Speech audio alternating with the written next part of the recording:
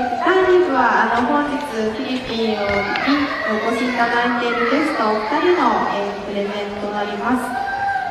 お一人がチンキー・ペリーニャ・ゴレさん、でアイデスという先ほどビデオの中でも出てきましたけれども、長尾市の水源保全を守る環境 NGO で多国籍企業による単一栽培に用いられる殺虫剤の使用、特に農薬の駆除参加に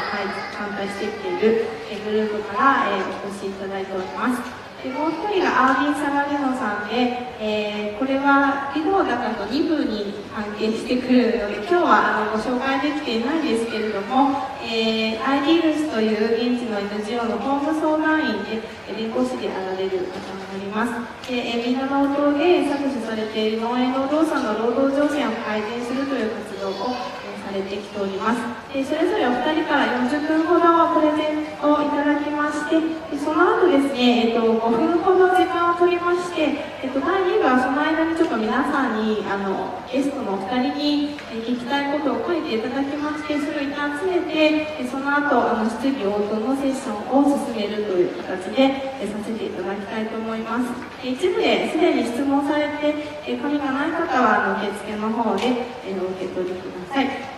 それでは、最初の報告は、チェンキーさんからバナナプランテーションと農薬使用、労働者と周辺住民の健康はということで、発明させていただきたいと思います。通訳は本日、大活躍のパルクの田中さんにお願いしたいと思います。よろしくお願いします。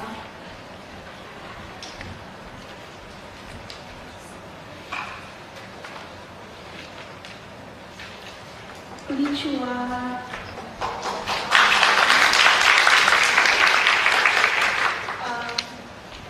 Thank you so much for the organizers, and thank you to all of you who are here this afternoon.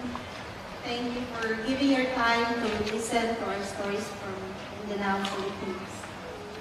本日この場を用意してくださった皆さん、そして参加してくださった皆さんをお越しいただき本当にありがとうございます。ミンダナオの、フィリピンミンダナオの人たちの声をこんなにたくさんの人に聞いていただけて幸せです。So the story that I'm going to tell is actually a lot of it already been showed in the film that we showed earlier, but I will just add to it and maybe also answer your questions later. 本日皆さんにお話ししたい、お話というのはその多くが先ほどのビデオでも触れられたものなんですけど、それに追加するような形で、そして皆さんのご質問にもお答えするような形で、お話しできればと思っております。So in Mindanao, I work in an environmental non-government organization based in Davao City called Interface Development Interventions Incorporated. So we do a lot of advocacy work in terms of protecting the watersheds where we get our water and environmental protection in general. 私は普段はミンダナオのダバオ市にある環境 NGO で働いております。それはインターフェースディベロップメントインターベンションズという団体でして、私たちは主に水源の保護に関わる活動をしております。So it's actually a photo of one of the watersheds in Davao City where we also advocate to be protected. こちらの写真はダバオ市周辺の水源の一つです。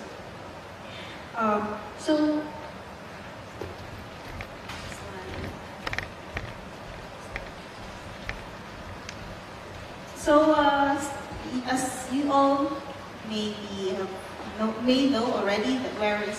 Philippines, so it's located in the Southern Archipelago, Southeast Asia. It's a country, an archipelago in Southeast Asia, and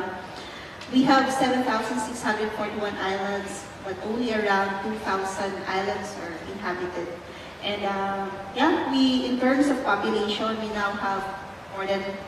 100 million Filipinos. 皆さんの中にはご存知の方も多いかもしれませんが、フィリピンは東南アジアに位置する群島の国です。7641もの島がありますが、その中で人が暮らすのは2000に過ぎません。そして人口はもはや1億人を超えております。So from the whole country Philippines, I will now go to Mindanao. which the story of the banana will focus on. そしてこのフィリピン全体から、今日のお話の中心になる、バナナ農家の方々プラスミンダナオに焦点を合わせます。So Mindanao is the second largest island in the Philippines, and about 1/3 of it is being utilized in agricultural production on the land area of Mindanao. ミンダナオ島はフィリピン2番目に大きい島で、そのうちの約3分の1が農業に利用されている土地です。Okay, so in terms of, these are just some of the major products in Mindanao. So we have, of course, in terms of the fishery sector, we have fish, we produce tuna and other fish. We also have of course, the agricultural crops and so on. So these are some of the major products in Mindanao. And of course, in terms of volume, much of our agricultural lands are being utilized for crops. It's being exported, like of course, banana. こちらの写真にあるのがミンダナオ島で採れる、農産漁産の、ものになります。例えば魚ですと、マグロあるいはカツオなどのものが採れますし、農産品も多く採れます。しかしながらこの、ミンダナオ島3分の1の農地のほとんどは輸出のための、生産に使われる農地になります。So we will now discuss what are these multinational corporations that are involved in banana industry in Mindanao. But first, I will show you some photos. The film shown earlier already discussed a lot of banana varieties in Mindanao. Yeah, here in Japan, I've learned that you all love to eat bananas, right? Banana. But in Mindanao, we have a lot of variety of bananas. So there are a lot of studies that say that we have from 90 to more than 200 varieties of banana in Mindanao or in the Philippines as a whole. そしてそのミンダナオ島におけるバナナ産業に関わる多国籍企業のお話をする前に、映像の中でもうすでにいくつか、多様な種類のバナナの映像が出ましたが、たくさんの種類のバナナがミンダナオでは食べられています。人によっては90種類という人もいれば200種類以上という人もいます。So in the photo you will see that those bananas 1, 2, 3, and 5 are actual native bananas in Mindanao, except for number 4, and that is Cavendish, which is massively grown and exported to other countries, including Japan. この写真の中で1番、2番、3番、5番の4つはフィリピン原産のバナナなんですが、4番のキャベンディッシュだけが皆さんご存知のように大量に作られ、日本などの国に輸出されるバナナです。Okay. And the next slide also shows more varieties of banana. I think you've already heard or known about balangon or balangon and the red banana. So these are also varieties grown in the Philippines. But I don't know if you will be happy to know that we in Mindanao actually only eat the native varieties. We don't eat the Cavendish. はい、そしてさらにもう何種類かバナナをお見せします。この中にはご存知かもしれない方もいらっしゃいますが、バランゴンというものと、あと赤バナナと言われるようなものもあります。多くの種類のバナナがあるんですけど、何と言って説明すればいいのか、私たちミンダナオの人々は、実はキャベンディッシュ以外の原産のバナナしか食べないんです。Cavendish is grown in a plantation scale, of course. You've seen the video earlier that shows a lot of huge areas being planted with Cavendish. The other varieties like Latundan, Lakatan, and so on are also grown. But in terms of, like for example here, we have here the areas planted with bananas. So in Mindanao alone, so we have 443,000 hectares planted with bananas. As you can see in the figure, it's not really that Cavendish which has the largest area planted. But in terms of production, you can see that it's really the Cavendish that has a lot of volume in terms of production. そしてミンダナオではキャベンディッシュ以外にもラカタンやサバなどいろいろなバナナが植えられているんですが、こちらの図表はそれぞれの種類がどれだけ植えられているのか、生産されているのかということを示すものです。こちらご覧いただくと分かるように、実はキャベンディッシュは面積で見ると、一番大きいというわけでもないんですね。しかしながらその生産量に関しては非常に高いというのが必して分かるかと思います。And just to mention the figure below, this is as of 2017. So 30% of the overall production of the Philippine banana industry, 30% of that goes to Japan. そして一番下にある数字は、これは2017年の数字ですが、フィリピン全体で作られるバナナのうち 30% が日本に輸出されているものになります。So in terms of the companies that are operating this multinational agribusiness corporation, so we have those, Tanfilco, Del Monte, Sumifru or Sumitomo Fruits, Unifruti, and the rest actually are sometimes sisters or a branch company of these large multinational corporations. そしてミンダナオ島では多くの多国籍企業が活動しているんですが、ドール、スタンフィルコ、デルモンテ、スミショーフルーツ、スミフルなど、多くの多国籍企業が活動しているんですが、この他にもたくさんあったりするんですが、それはお互いにですね、姉妹企業だったりという形でつながり合っていたりすることも多々あります。So the next slide, I will be talking about how do we campaign against these pesticides. As I've said earlier, we're growing a lot of bananas in Mindanao. We only eat the native varieties of banana. We don't eat the Cavendish. And but as you can see, 30% as of 2017 of our Cavendish banana production goes to Japan. So you're paying a lot of money to really buy the Cavendish banana of Mindanao, and at the same time, you're eating the banana. So why do we really campaign against the pesticide applications in Mindanao? Or why are we campaigning like this? そしてこの後のスライドで、なぜ私たちが、これからご説明するキャンペーンをしているのかというようなことをお話ししますが、念頭に入れていただきたいのは、この、フィリピンの、バナナの中で 30% が日本に来ているということで、そしてその多くのそのキャベンディッシュというのは、実はミンダナオの人たちは全く食べないようなものであること、そういったことを背景にお話聞いていただければと思います。In 2005, some of our community members visited our office and they told us that they want our help. They want our help because they cannot anymore tolerate the effects of aerial spraying. So that's when we started the Stop the Toxic Shower campaign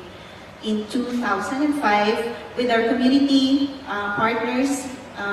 We organized Mamamayan Ayon sa Aerial Spraying or Citizens Against Aerial Spraying. 私たちは2005年に地域で活動する仲間たちが事務所に助けを求めてきたところから活動を始めました。2005年にもうこれ以上空中散布、農薬の空中散布に耐えられないという思いで私たちのところに来た仲間たちが来て、それ以降この毒の雨に関わる活動を繰り広げてきました。So in the photo you will see here, this is actually the photo taken by Naguhi Magaway, the one who was shown in the film earlier, who is undergoing dialysis until now. So in the photo, actually, he captured here the road going to school with the children passing, because it's during the time when he took this photo, it was early in the morning, and the children are going to school. And as you can see in the upper right, that's actually a spray plane. So this photo was taken in 2006, and this is one of the photos that we've used in our campaign, showing our politicians and showing the court that we really need to act on this because children are being affected by aerial spraying. こちらの写真は先ほどの映像の中でも出てきた、ダガボイ・マグワイさんが、撮影された写真で2006年の写真です。ご覧いただいて分かるように、早朝で子どもたちが学校へ通学している時の写真で、その右上の部分に、空中散歩をしている飛行機が写っているわけです。私たちはこの写真を持って、議員の方々ですとか、あるいは裁判所に掛け合って、これをもうこれ以上放置することはできないと訴えてきたわけです。So the next photos are actually of the actual situation on the ground. So actually this was also shown in the videos. As you can see, there's a banana plantation and there are houses, there are communities either within or near the plantations or within the plantation. So just to show the reality that there are people living either within the banana plantation or very near the banana plantation. そしてこの写真は暮らしている人々の実情を示すものなんですが、ご覧のようにバナナが植えられているプランテーションのすぐ隣に家がありますが、実はこういう場に限らず実際にプランテーションの中に家があってそこで暮らしているというような事例も多くあるわけです。このようにプランテーションのそば、あるいは本当にプランテーションの中に人が暮らして、そういう中で暮らしが成り立っているんだということを証明するためにご覧いただいている写真です。So also another one, the people are using the inner roads within the plantation. そしてこちらの写真はプランテーションの中を通る通路、道路、こういったものを人々は日々活用しているところを示しています。The next one, as you can see, there's a spray plane, but where the spray plane is spraying is actually not a banana plantation. It's already actually a barren area because I think it is being prepared for other crops. So it is included in their actual conduct of aerial spraying. そしてこちらの写真、空中散歩をしている飛行機がありますが、ご覧いただいて分かるようにこちら、バナナプランテーションではないところで、農薬を散布しているわけです。おそらく、何か次の作物を育てるために準備をしている畑なんですけど、そういったところに撒いてしまっているわけですね、実際に。Then the next, these are actually photos, a closer look of the houses within the community, within the plantation. So as you can see, there are houses. The other one is actually a very bad soil erosion problem. So these are actually photos just to show that the realities on the ground. そしてこれらの写真はプランテーションの中にあるような家々をもうちょっと近くから写したようなものです。左上の写真なんかは、土地の侵食が起きている、ひどい事例なんかを示しています。So the other one is actually, I don't know if you can still recognize, it's actually a big river. It used to be a big river, but as you can see in both sides, there are already a banana plantation, and the river is actually filled with all the silt and soil from.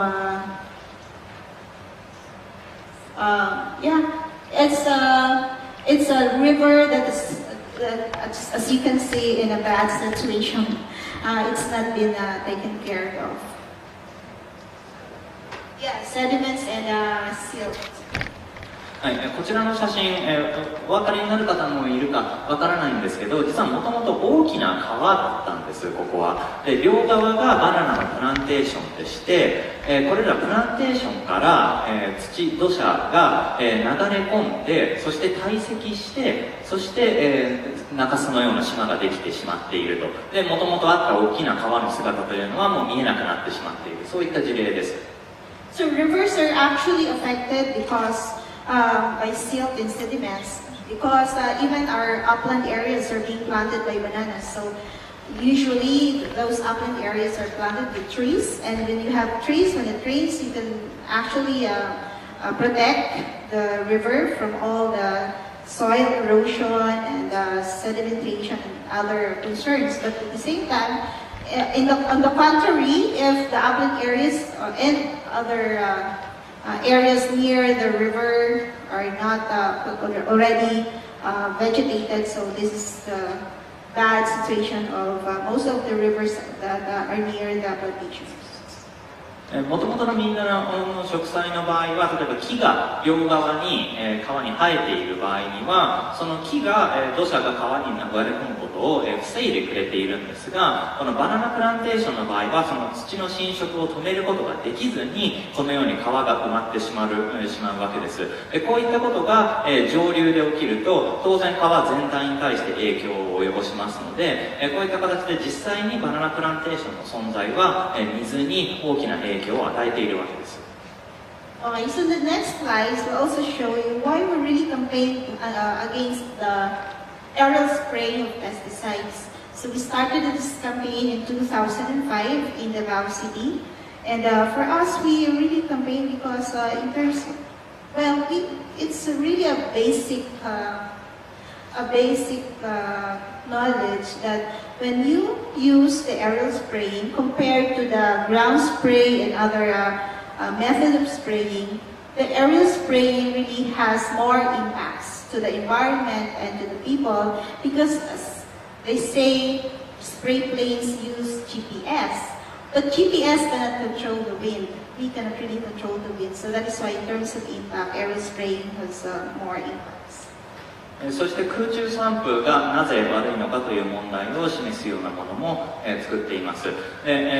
基本的な、ごくごく基本的な知識なんですけど、この空中散布というのを行った場合には、地上から農薬を散布した場合、あるいはその他の散布手段に比べて、環境への影響が甚大なわけです。で、よくこの空中散歩をする企業は GPS をつけているから、大丈夫というふうに言うんですが、 GPS は風を読むことはできません。風の向きによっては、全然関係ないところに流れてしまうこともあるわけです。And in terms of the formulation of the chemicals that are being used, actually the video also earlier have shown the impacts of the chemicals, the toxic chemicals that are being used in plantation. So these are just list of the common pesticides or fungicides that are being used in spraying, and at the same time their impacts to health, to the environment, and to the surrounding. そしてこちらは実際に使われている農薬のリストです。ビデオの中でも何種類か農薬が出てきましたが、こちらにも農薬および殺菌剤のリストを示しています。そして右側にはその健康あるいは生態系、環境への影響も示しています。So the same with the next slide. So as we can see here, these are the chemicals that are being used that affect the water because it contaminates the water, it contaminates the air that is being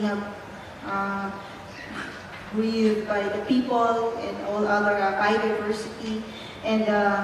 it also causes a lot of illnesses and diseases. So you've seen in the video the realities of the people on the ground, so they have lots of skin diseases and lots of health effects. So it affects not only the target, I mean, when you spray, when their main objective in doing the spray is that they have targets, and their target is actually the diseases in banana. But at the same time, all other non-targets are also being affected, the environment and the people. そしてさらにリストが続きます。こういったような農薬、殺菌剤が、健康や生態系に影響を及ぼしています。それは皆さんビデオでご覧いただいたような形で実際に実情として現れています。そして空中散歩をする側は、ターゲットが決まっている、目標が決まっていて、でその目標というのはもちろんバナナに対する病気やその他被害だったりするわけですけど、その目標以外のノンターゲットと呼ばれる目標以外のところに、非常に健康や生態系、生物多様性に大きな影響を及ぼしているわけです。Okay. The next slide is that so So what is aerial spraying? So actually, I believe that you already have knowledge on aerial spraying being shown in the video earlier. So it's a form of applying, it's an agricultural practice, a form of applying pesticides or fungicides using the spray plane. Before they used to have copper, but now it's more on a spray plane. So just to show more information about aerial spraying. そして空中散布について皆さんビデオでご覧いただいた通りなんですが、空中から、飛行機でもって農薬を散布するような、形のものです。かつてはヘリコプターが使われることも多かったんですが、最近は小型の飛行機が使われることがほとんどになっています。And the next slide also shows other the reasons why there is a need to ban aerial spraying. So the main reason in our advocacy against aerial spraying is that aerial spray increases the spray drift, increasing toxic exposure. So that, as I've said earlier, even how updated or advanced their GPS, they cannot really control the wind. Because when they're doing the aerial spraying, and if there's really wind, who can control the wind? I don't really know, or maybe even us, we cannot control the wind. So even if they're claiming that their kind of technology is really advanced, but we don't think that they can really control the wind and at the same time the pesticide drift. So that is why we're really campaigning to ban aerial spraying. そしてなぜ空中散布を禁止する必要があるのかということを示しています。どんなにですね、優れた技術でもって空中散布をしていると言われたとしても、どんなに優れた GPS だったとしても、風をコントロールすることはできませんよね。誰にもできないはずのことです。私たちにもできません。で、このどんなに優れたものでも風がコントロールできない以上、この空中散布を禁止しなければやはりならないわけです。So the next slide will also show you some photos. There are actually old photos or file photos of the community victims since 2005. So as you can see, there are children affected, there are women, and the next slide also shows, most of them are actually affected through skin diseases. And actually, in the upper right, actually this is Titing. He's also shown in the video. His job before is actually a flag farmer. He used to work in a banana plantation, and then his work is holding the flag during the spraying, during the aerial spraying. Because before they don't have yet the advanced GPS technology. So what he does is that he raises the flag during the aerial spraying. And he has to stay there until aerial spraying is done. So every time the aerial spraying is being conducted, so all the drift, including him, is being sprayed. And then until one day he realized that he cannot see anymore. So he got blinded. He's blind now, and the company, he tried to talk to the company and asked for help, but then the company did not help him. And until now, he is still alive, but he is blind. そしてこの前の写真と、ここの写真は、全て、私たちが実際に法廷に提出したそういった、被害者の方々の写真になります。ご覧のように女性もいます、子供もいます。でそしてこの写真の右上にいる方、この方はビデオの中にも出てきた方です。彼は、もうずっと前に GPS がない時代に、空中散布が行われている時にその範囲を示すための旗を農園の端で持つという役割を仕事にしていました。つまり彼が行っていた仕事というのは空中散布が行われている間ずっと旗を持ってそこに立っているという仕事なわけです。そしてある日そのドリフトを受け続け目が見えなくなってきたというところに気づいた時に会社に掛け合ったわけですけど仕事を失いそして今目が見えない状態になります。そして、彼は今生きてはいます。しかし目はもう見ることができません。So those are just some of the victims of aerial spraying. Well, actually not just aerial spraying, but applying pesticides in plantations in general. So that is why we are, until now, even we lost the legal battle, even when the court declared that the ordinance of Davao City is unconstitutional, we're still fighting for them because we believe that they have the right to health. They have the right to live in a healthy environment. No, we cannot just we cannot just stop campaigning for them. Even some of them already died. Those who are members of Citizens Against Aerial Spraying, some of them already died. But then when you talk to them, you cannot really just ignore them or be what do you call this? You cannot just ignore the feeling that they are in pain, and so we as environmentalists also been trying to appease them, but at the same time we cannot really do it because they've been fighting for a long time now, and still justice is not being served to them. そして私たちはこういった方々と戦い続けてきました。中には空中散布でない形で被害を受けた方もいましたが、特にその空中散布に対して反対をしているわけです。そしてダバオ市の条例で一旦禁止することになったわけですけど、それはその後訴訟に遭い取り消されるという事態になりました。そしてその間ずっと戦い続けている間、このご覧いただいている写真の方々の中でも、そして戦い続けている市民の中、空中散布に反対する市民の会のメンバーの中にもすでに亡くなってしまった方もいます。そしてこの間ずっと、正義がこの人たちの思いに、応えることなく、戦い続けなければならない状態に今あります。And I think one of the good things that I think happened even we lost the legal battle is that those communities in Davao City who really fought against aerial spraying in their communities, now some plantation companies actually stopped the aerial spraying practice. Actually, I think in Davao it's only Sumifu that is doing the aerial spraying. So some of the communities who really fought or really campaigned against aerial spraying, they now do not experience being aerially sprayed, although ground spraying and boom spraying is also still continuing. そして本当にもうどうすればいいんだろうという気持ちになってしまうわけですけど、しかしこの中で、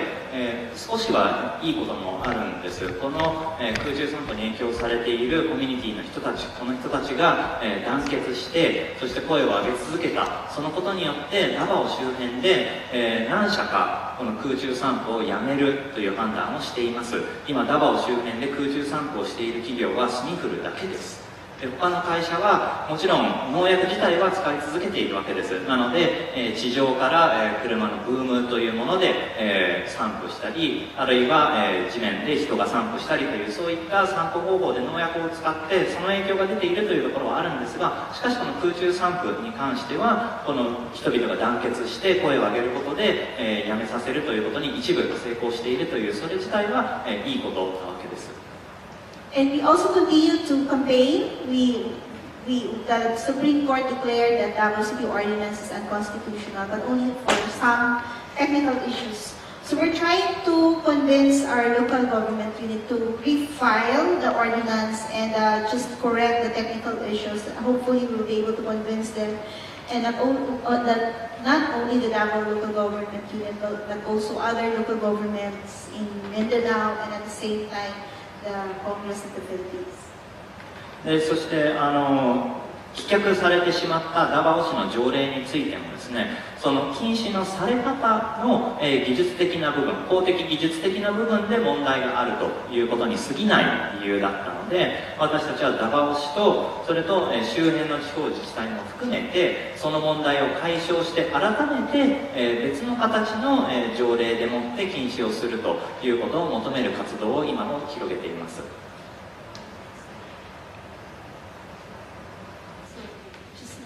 So our main goal is it's not just really air spraying, but more on the corporate-led plantations that is really causing all the environmental, social issues in the Philippines or in Mindanao. The corporate-led plantations actually has a lot of environmental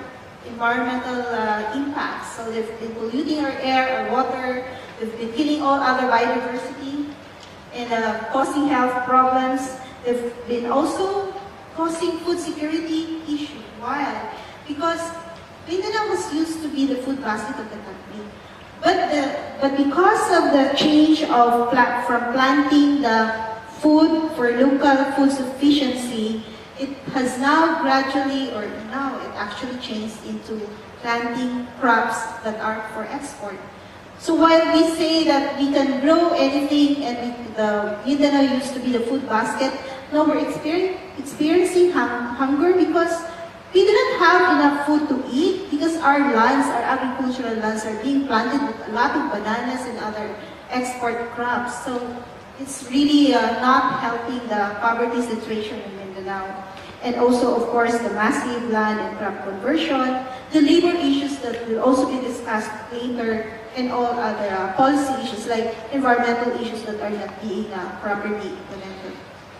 なので空中散布そのものよりも大きな問題は企業主導にあるプランテーション式の農業システムにあるわけです。この企業主導のプランテーション栽培というのは水の汚染、空気の汚染、生物多様性の破壊を含めた環境問題に加えて健康の問題、そしてさらには食料安全保障の問題も起こしているわけです。ミンダナオというのはもともとはフィリピンの中の一大耕作地だったわけです。しかしながらその一大耕作地の中で輸出のための食べ物を作るようにどんどん転換していったために、本来自分たちが食べるための食べ物を作る場所というのがどんどん減ってきています。なので輸出をするためのたくさんの農地があるにもかかわらず、ミンダナオでは十分に食べ物が足りていなく、飢餓の問題がその隣であるわけです。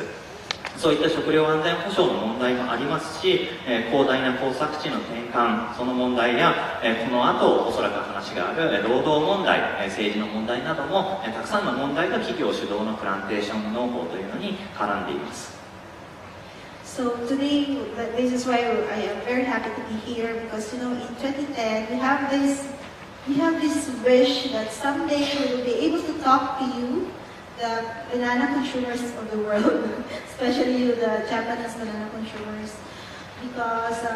you can really help us in our campaign. So this actually our appeals to you. So the next slide. なので私たちは今日ここでお話しできることが、とても幸運なことだと思っているんです。2010年以来私たちは世界のこの輸出されていくバナナを消費する人たち、その人たちに直接、思いを伝えるということをしたくて、特に日本の人たちに、その思いを伝えたく過ごしてきたわけです。日本の皆さんはこの状況に対してやれることがたくさんあります。So I'm not telling you not to eat banana anymore. What I'm requesting you is that the next time you buy or you eat your banana, please think about us in the Philippines. Think about the people who are being affected by the monocrop plantations, by being affected by the pesticides applied to the bananas that you're going to buy. So please think about these things before you buy or eat your next favorite banana. You can really help us in pressuring the multinational companies to produce bananas that are safe to people and safe to the environment. And I really believe that you can really do that. 私は皆さんにもうバナナを食べないでくださいと言いたいわけではないんです。ただ皆さんが大好きなそのバナナを、食べる、あるいは買っていただく、その時に私たちのことを、思ってほしいわけです。バナナのその農家で働く人たち、農薬に影響されている人たち、その人たちのことを思ってほしいんです。そしてその多国籍企業、バナナを作る多国籍企業に、一緒に圧力をかける、その役割を一緒に担っていってほしいわけです。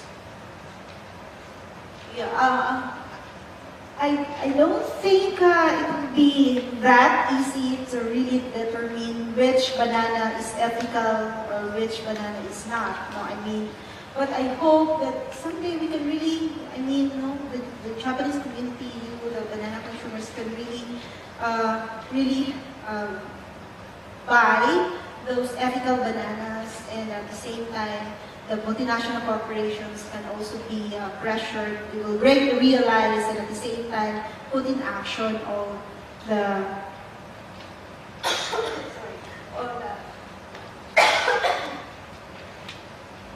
all the viable measures that will ensure the safety of the people and the environment in Mindanao. 正直なところ、そのどのバナナがじゃあ倫理的にエシカルに作られたものなのかっていうのは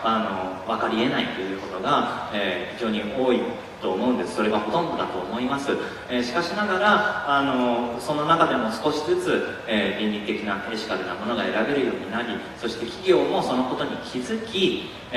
安全な作られ方、安全な環境を配慮したようなそういったバナナを作り始めていく、そういったようなことが実現できればと思っ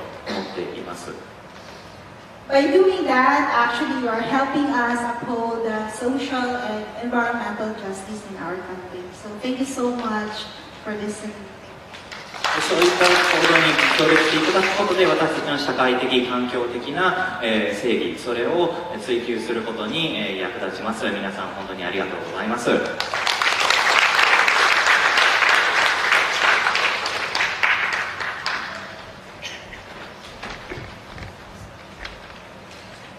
ジンジーさんどうもありがとうございました。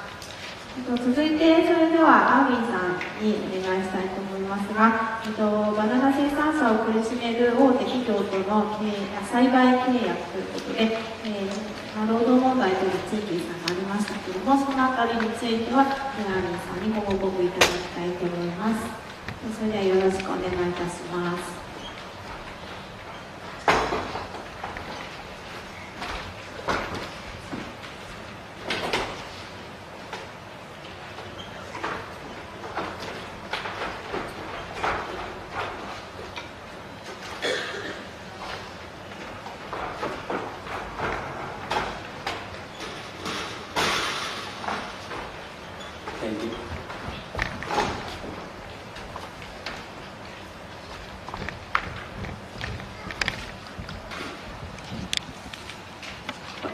Good afternoon, ladies and gentlemen. Thank you for inviting us here. I am here today to be speaking on and in behalf of the banana farmers, the agrarian reform beneficiaries, situated in Compostela Valley Province, in the southern part of the Philippines. 皆さんこんにちは。今日はお招きいただきありがとうございます。私は今日はバナナ農家の方々、フィリピンの農地改革という制度の受益者の方々、特に、コンポステラバレーというところで、農家を営んでいる方々の声を代弁するために、皆さんにお話しいたします。This slide shows the actual situation or actual areas of the banana farmers in Compostela Valley Province. So the respondents of this presentation are these people. こちらの写真はコンポステラバレー地域の、実際の風景の写真です。なので私が今日、代弁する皆さんの、住んでいる実態というのはこういった、人々です。I am a lawyer in the Philippines. I am engaged into the private practice of law, handling criminal, civil, and corporate cases, and also agrarian reform cases. I am the legal consultant of the IDEAS. IDEAS stands for Initiatives for Dialogue Empowerment through Alternative Legal Services. はい、私自身は弁護士としてフィリピンで活動しております。刑事裁判、民事裁判、そして農地改革に関わる法的手続きなどに関わっています。そして同時に私は IDEALS という NGO のメンバーでもあります。IDEAS has been very instrumental in helping the banana farmers for the land acquisition battle of the banana farmers with the investor company, which is Sumifru, and also as regards the negotiation of the banana farmers with respect to the contracts entered into by these banana farmers with the company. 私たち IDEALS は、バナナ生産地を、所有していた企業から農家の方々が土地を、買い取る、土地を得る、農地改革によって土地を得る、そのための手続きに関して、貢献をしてきましたし、それに加えて実際に土地を所有するに至った農家の方々が、その今度はバナナ生産会社と契約を結ぶ、その中で、どういった契約を結ぶかということに関する法務相談で、貢献をしてきました。My presentation for today consists of two main points. One is the economic condition of the banana farmers, and the other one is the legal analysis of the contract entered into by the banana farmers with the company. So before I formally proceed to my discussion, I will present to you a short video clip showing the current situation of the banana farmers in the southern part of the Philippines. 私が今日お話しするポイントは2つあります。1つはこのバナナ農家の方々が実際に置かれている経済的状況、そしてもう1つはこの皆さんが結ばされているこの契約、会社との契約内容に関する法的な論点を示したいと思っております。しかしその前にこのバナナ農家の方々の実態をご覧いただくために1つ私たちが制作しましたビデオを見ていただこうと思います。The story of Mr. Danilo Furod is also the story of most of the banana farmers situated in Compostela Valley province. As you can see in the video, that is a huge piece of land planted with bananas. More or less, the landholding is more than 2,000 hectares. And these 2,000 hectares are composed of different owners, banana farmers in Compostela Valley province. ありがとうございました。今見ていただいたダニロさんのお話というのは、コンポステラバレーにおいてバナナ農家を営むほとんどの農家の方と代表的に示す事例です。ビデオでご覧いただいたように広大な土地がバナナのプランテーションになっています。2000ヘクタールもの広さのバナナのプランテーションになるわけですが、これが、小さな土地を所有している農家たちで、所有されていて、契約されている土地になります。Just to give a little background on how did they acquire this piece of land. These banana farmers were previous laborers of DFC. It's also another company before Sumifru took over the ownership of the plantation. And there was this law implemented by the government, the Comprehensive Agrarian Reform Program, where its purpose is to distribute lands to the laborers of the banana plantation. That's why these banana farmers are also called agrarian reform beneficiaries, because they are beneficiaries of those properties distributed by the government. この農家たちがなぜ土地を持つに至ったのかということを少しだけ説明させていただきます。この農家の方々というのはもともとはスミフルがここでバナナ生産をする前に DFC という会社で働いている労働者だったわけです。しかしながらフィリピンで法律が、通りまして、それは、包括的農地改革計画という、法律でして、この法律によって、土地を切り分けて労働者らが農地を所有するということができるようになって、彼のような、農家はもともと労働者だった人が、土地を持つという立場で、活動できるようになったんです。Now, what is the economic condition of the banana farmers in the southern part of the Philippines? I think I do not have to give you much words on that because the video speaks for itself. The banana farmers in Compostela Valley province are still living under poverty, even if most of them are working in the banana industry for more than 20, 30, or 40 years. Just like in the video that was shown, Mr. Danilo Furog is working with the company for more than 40 years, and still he remains to be living under poverty.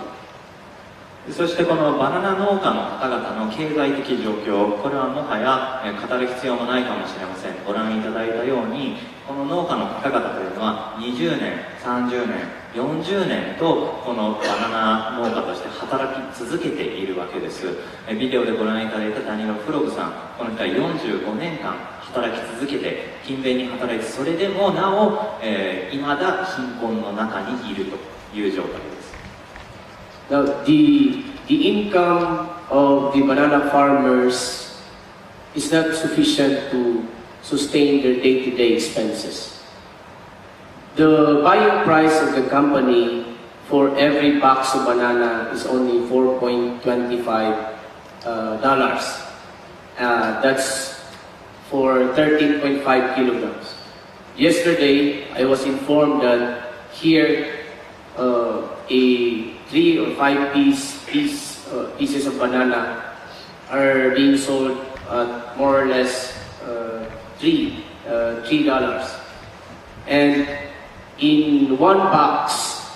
there are, I think, 65 fingers of bananas. The 4.25 is not really the actual amount of money remitted to the banana farmers, because this amount is still subject to certain deductions, like sigatoka cost, manufacturing cost,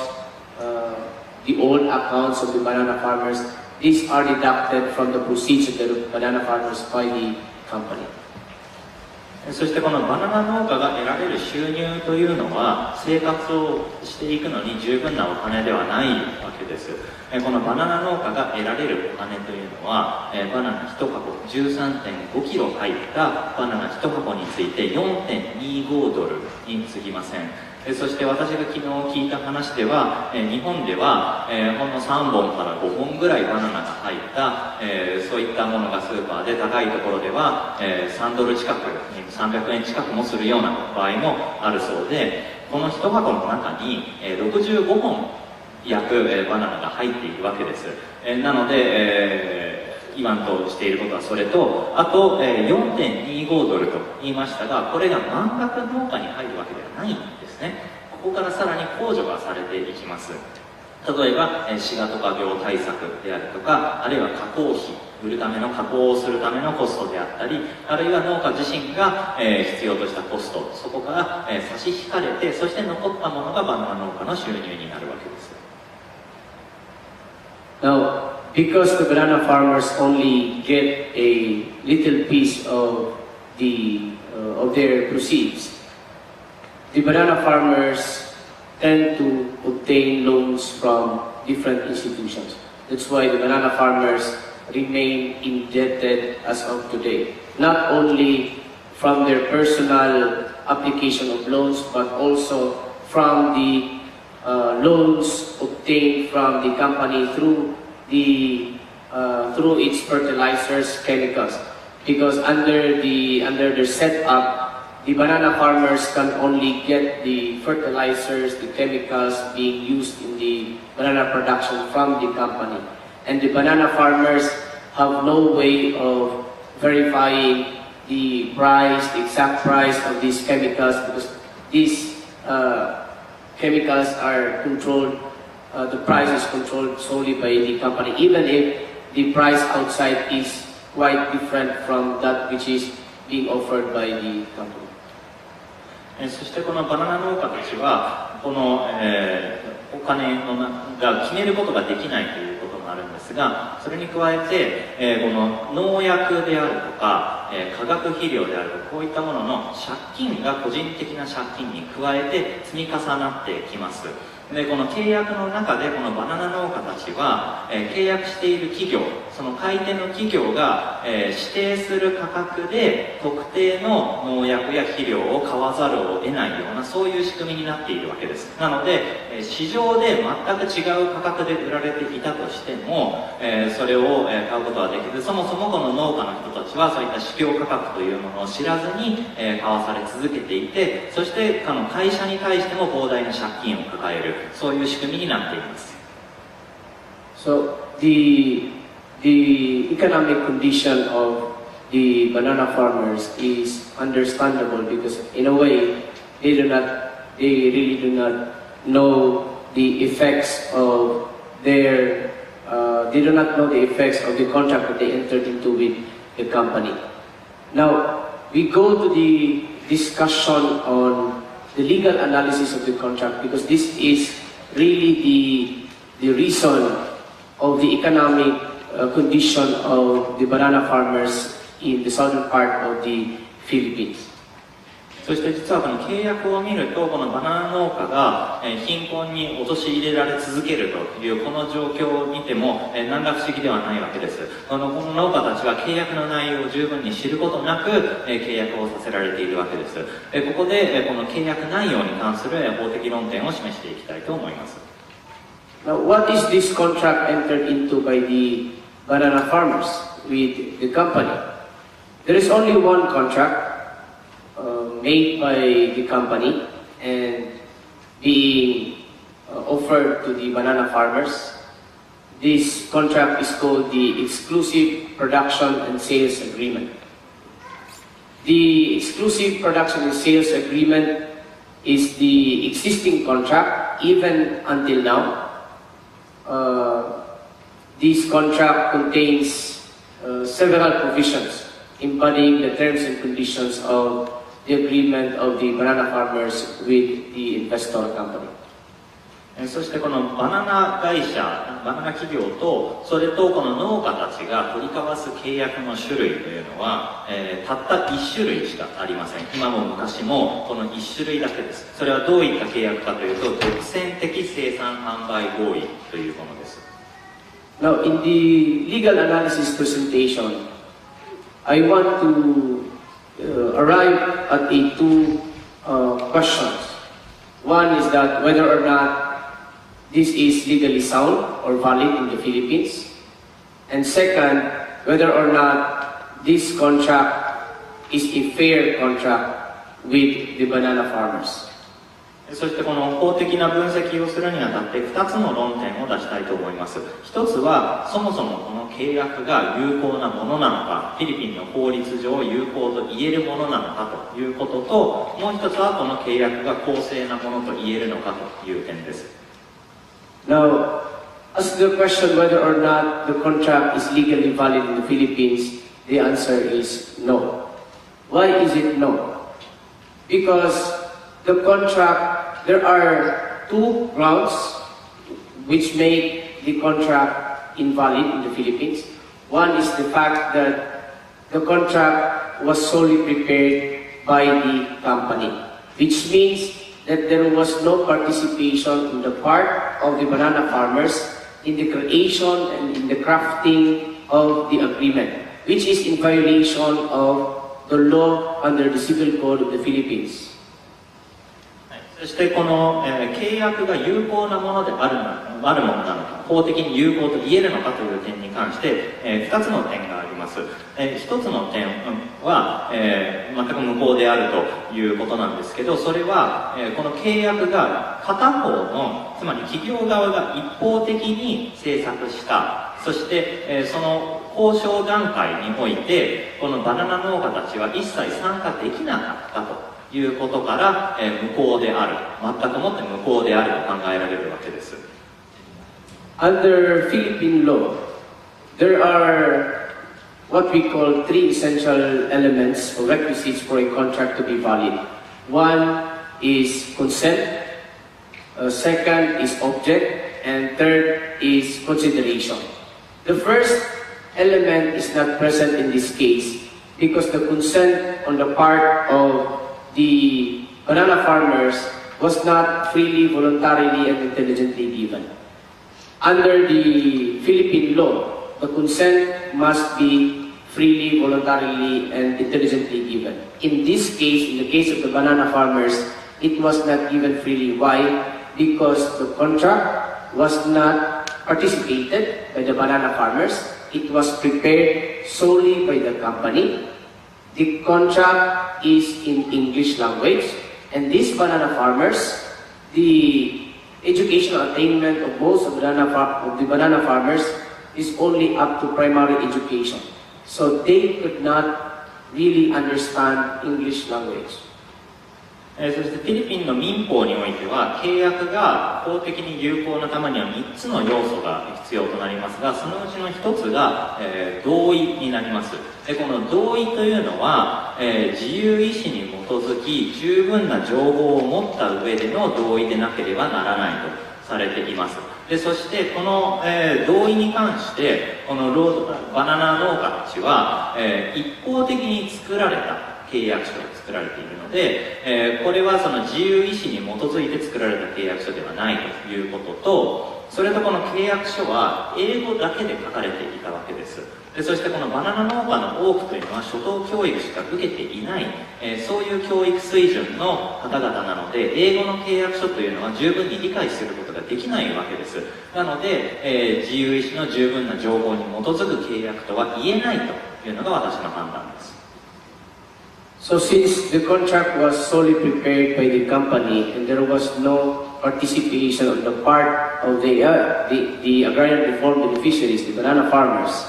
and the company did not take any initiative to explain to the banana farmers the contents of this contract, then this agreement is somehow legally defective under the Philippine law. そしてこの企業はこのバナナ農家の方々に十分に説明しようという努力をしてこなかったわけです。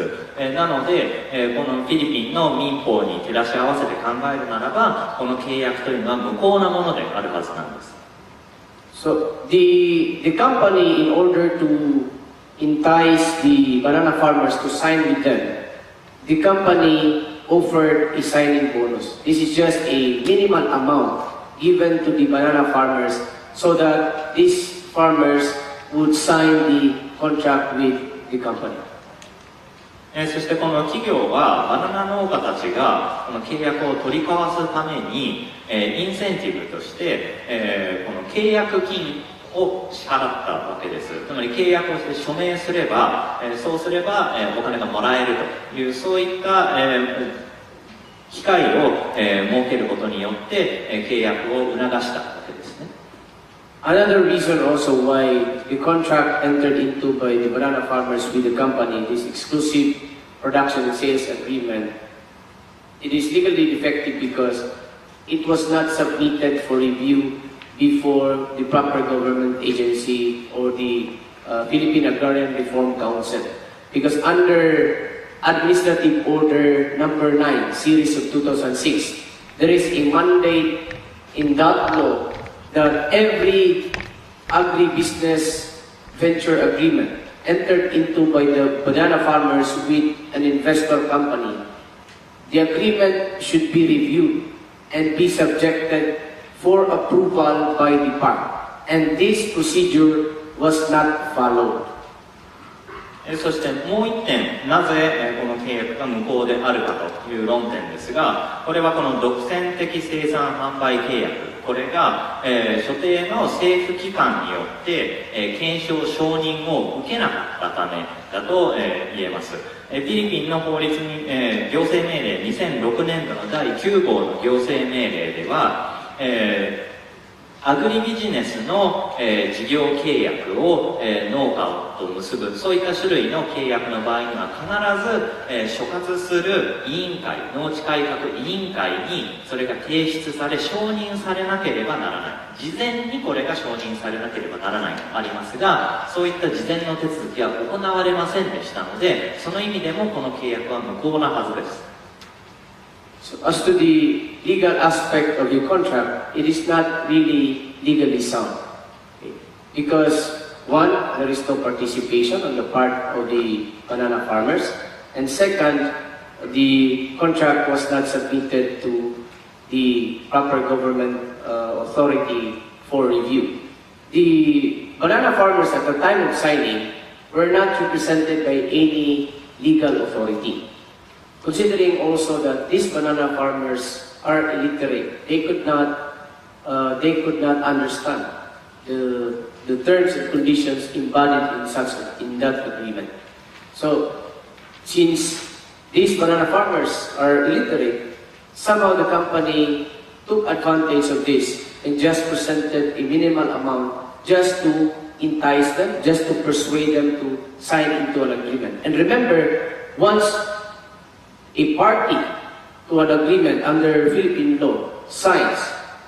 that party is now subjected to respect the terms and conditions of the agreement. Otherwise, there will be legal repercussions or legal penalties for that matter. But this problem is only realized by the banana farmers only after they signed the agreement and only when this contract was explained to them. なので、この法的には、2つの理由で、無効なはずなわけです。十分に事前の参加がなかったということと、所轄官庁にちゃんと提出をされていないという意味で、この契約は無効なはずなんですが、しかしながら、この、契約の中に様々な条項が盛り込まれる形でもって、不利な契約をこのバナナ農家たちは結んでしまったわけです。このバナナ農家の皆さんは、先ほど申し上げたように、文字を英語を十分に読んで理解することができないわけです。そういった状況を逆手にとって企業は非常に不利な契約内容を盛り込んでいます。そしてフィリピンの法の理解ではあらゆる契約というのはその関係する者たちが署名をしたという時点で法的な責任が発生するというふうに理解をされています。なので、このバナナ農家たちは、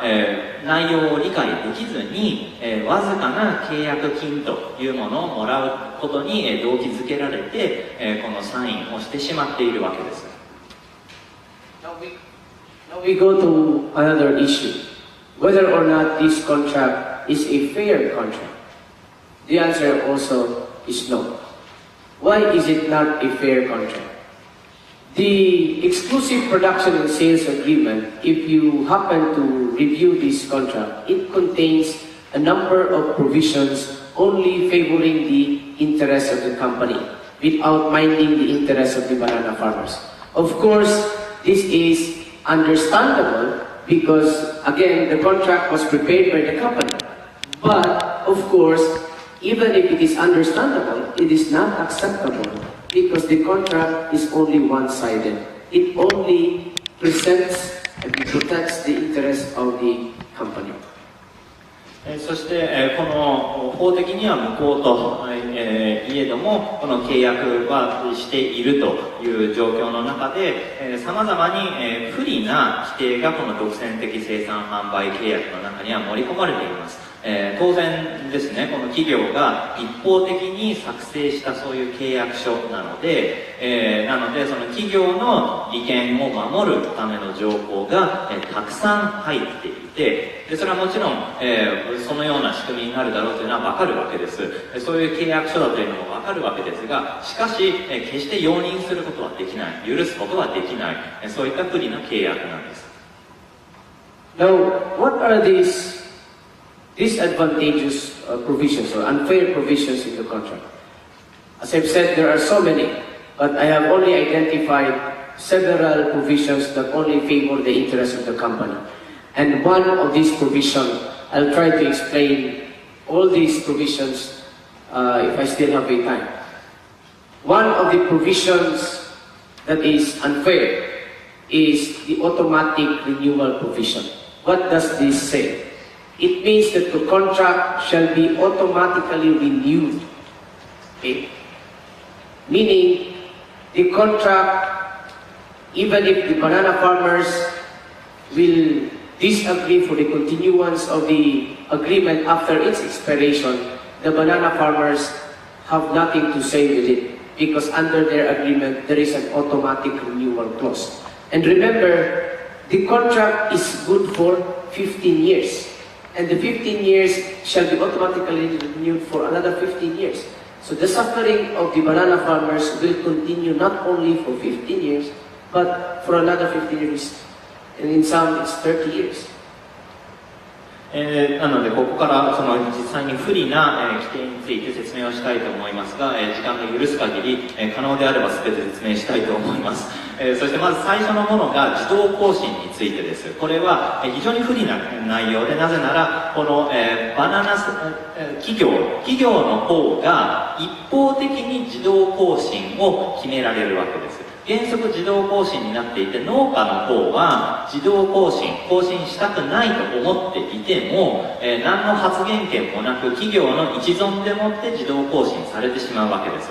そしてこの契約は15年の契約です。なので自動更新されれば30年間縛られ続けるわけです。Another provision also that is really unfair. Next, like as regards the pricing. The pricing is only decided by the company. Okay. So if the company decides that the buying price for the banana is only 4.25, it will continue to be 4.25 all throughout. There can be no chance on the part of the ARBs to propose a higher price. Although in the agreement there is an economic review mentioned in the agreement, but there is no mandate that whatever is the result of that economic review, that review must be respected. There is no mention in that agreement. So the price basically can only be decided by the company. And imagine that the contract is for 15 years and renewable for another 15 years. So for 30 years, this amount is fixed without giving any opportunity on the part of the banana farmers to demand for increase. そしてもう一つ大変不利な契約条項というのが、その買取価格に関わるものです。企業の側が4ドル25セントというふうに1箱あたりの買取価格を決めてしまったら、それは動かしようがないわけです。15年間ずっと4ドル25であり続けるわけです。そして契約の中には経済状況のレビューを行うということは確かに書いているんですが、しかしその経済状況に関するその調査レビューの内容を価格に反映させなければならないという情報はないんです。なのでどんな状況になっていたとしても 4.25 と決まっているということであれば、その企業がそれを 4.25 だと言い続ける限り15年間さらに自動更新した先のもう15年の30年間ずっと 4.25 で据え置きになってしまうわけです。 Another provision also that is unfair is the rejection of bananas in the port of entry. What does it mean? Meaning, the bananas after harvested by the banana farmers, once these bananas are transported to the port of destination, and if these bananas are rejected by the port of destination, that will be charged to the banana farmers. That is unfair because why? Once the bananas are harvested, these are transported to the packing plant. Now, in the packing plant, the banana farmers have no control as to what will happen to those bananas. It will now be the laborers of the company. So, in effect, why would you blame the rejection of the bananas when, in the first place, the banana farmers have no participation anymore as to the preparation of the bananas going to the port of destination?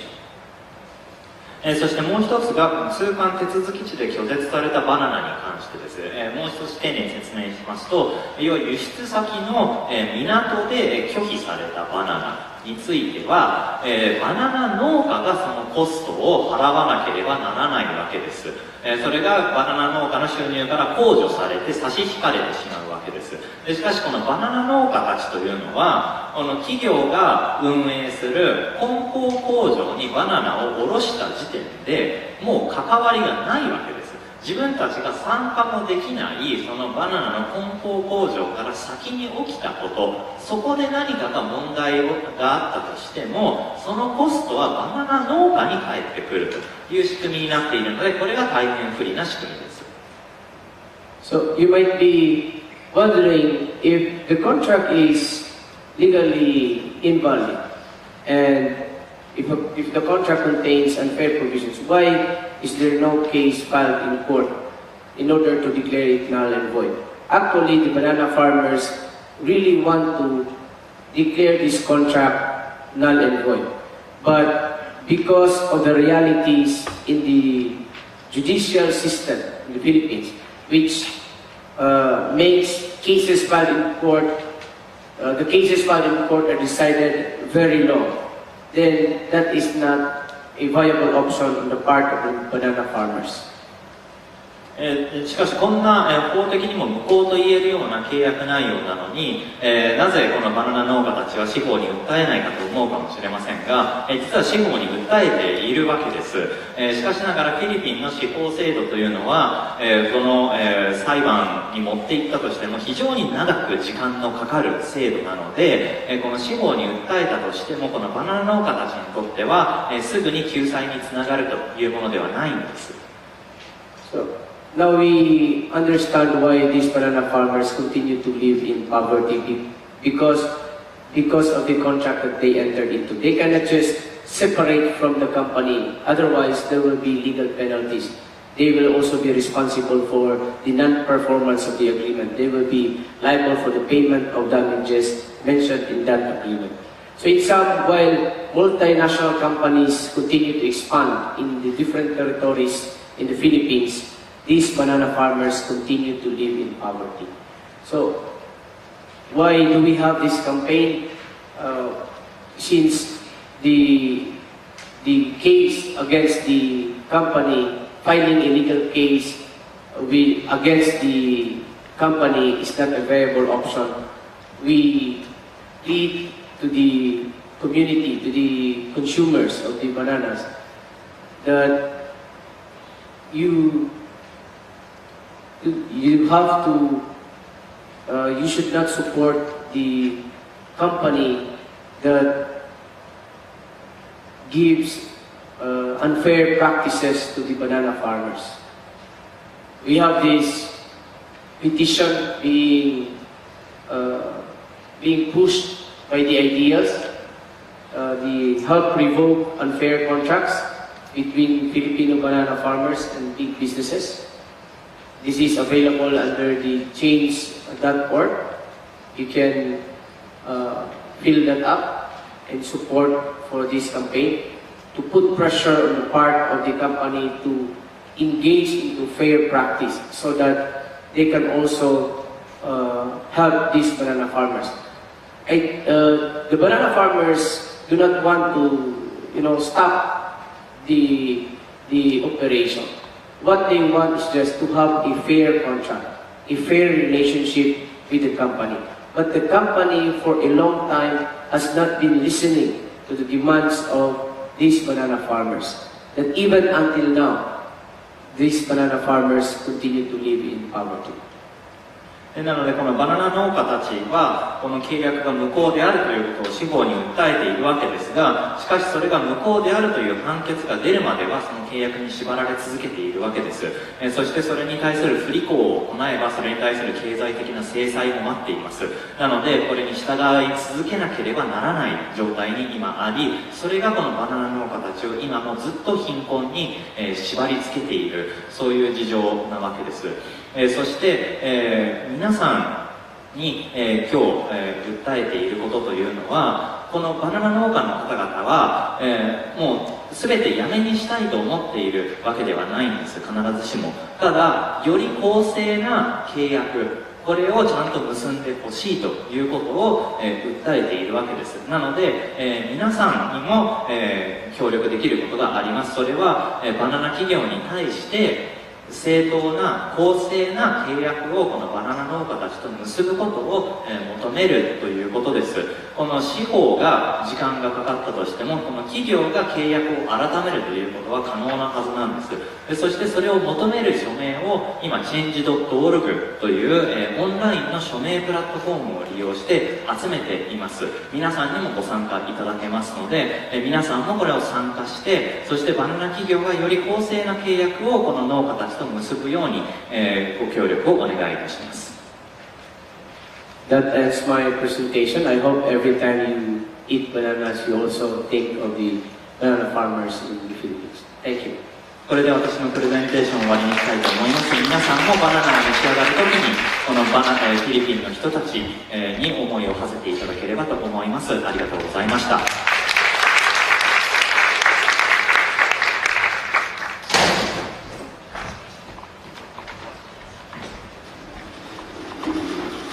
アウィンさん、ありがとうございました。それでは次に、2人に具体的な少し細かい質問などを聞くセッションで移りたいと思うんですけど、ちょっと時間が押しておりますが、5分程度時間を取りまして、質問がある方、この紙に書いていただきまして、このスタッフの札につけてるものに渡していただけたらと思います。それを受けて、こちらの方でゲストのお二人に伺うようにしたいと思います。では少し時間をとってご質問のある方記述をお願いいたします。ちょっと内容によっては前後してしまうかもしれないんですけど、ちょっとまず簡単な質問から2人にしたいと思います。最初の方あったと思うんですけど、サバ種っていう、いろんなバナナの種類の話がありましたけど、サバ種などの原種のバナナは農薬なしで育てられるのでしょうか。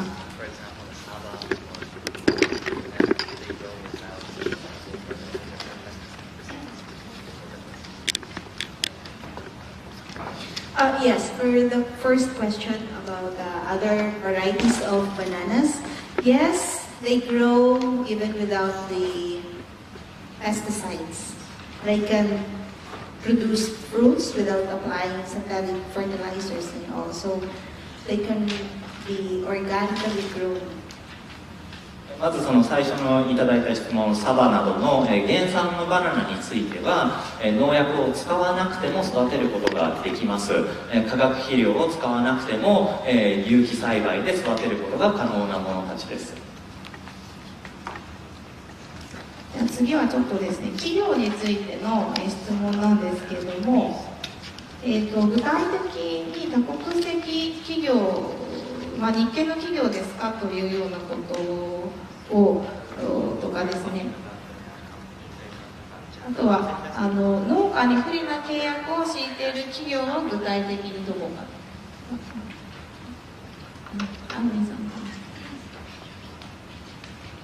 We're talking of a company that is participated by a Japanese investor. Okay. Although there are also other multinational companies there in the Philippines, like Lapanday, Unifruti, Dole Philippines, but the bananas of these companies are not transported here in the Philippines. Most of these bananas are transported in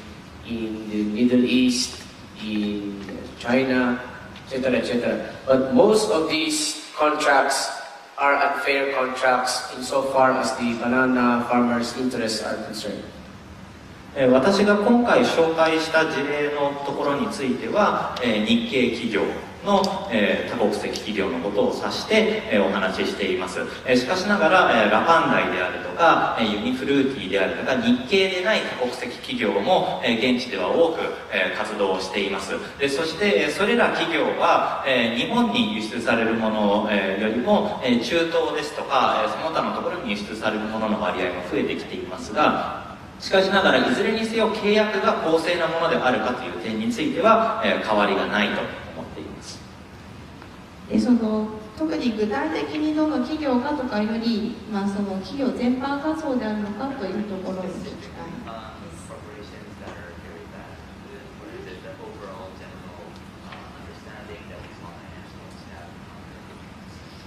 Based on ideas work in the southern part of the Philippines, because we've been working with different banana farmers engaged into different investor companies, like the one I mentioned. But there are only a few banana companies that practice good business practice in the Philippines. Like in the case of Unifruti. Unifruti, every time we visit the banana farmers engaged in the production and engaged into supplying bananas to Unifruti, we could not hear any negative comments from the banana farmers because their relationship is okay. But these companies that we mentioned, the banana farmers have so many claims as regards the relationship with their existing banana companies. 私たちアイリールスはこのフィリピンの、この南部の方で、バナナ農家を営む人たちの声を聞いておりますが、その中で、多くの企業の話を伺います。で、ほとんどの企業は、何かしかの、不満あるいは困ったという話を聞くんですが、ほんの数社だけ、より良い、契約を結んでいるというような実態があるかと思います。その中の一つは、ユニフルーティーです。ユニフルーティーに関しては、私の経験上農家を訪問した時に契約に対して、非常に大きな不満があるという声は聞いていないんですね。